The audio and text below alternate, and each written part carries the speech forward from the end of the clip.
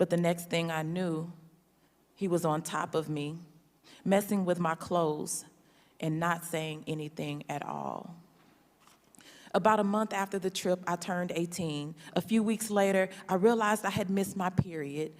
I reached out to a friend and asked the guy from the church trip to contact me.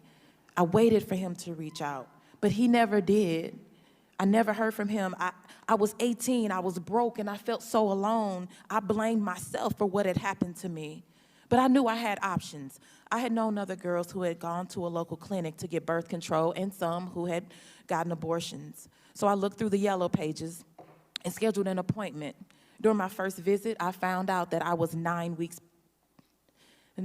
pregnant, and then there the panic set in. To all the Black women and girls who have had abortions and will have abortions, we have nothing to be ashamed of. We live in a society that has failed to legislate love and justice for us. So we deserve better, we demand better, we are worthy of better. So that's why I'm here to tell my story. So today, I sit before you as that nurse, as that pastor, as that activist, that survivor, that single mom, that congresswoman to testify that in the summer of 1994, I was raped, I became pregnant, and I chose to have an abortion. I knew I was not ready to have another child, so I religiously took my daily contraceptive pill.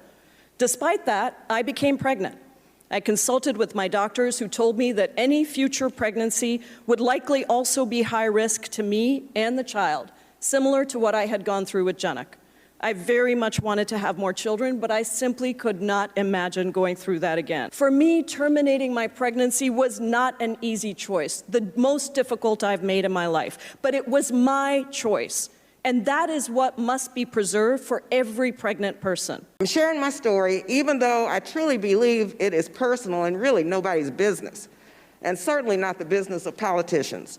But I'm compelled to speak out because of the real risks of the clock being turned back to those days before Roe versus Wade, to the days when I was a teenager and had a back alley abortion in Mexico.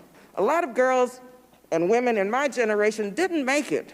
They died from unsafe abortions. In the 1960s, unsafe septic abortions were the primary killer of African American women.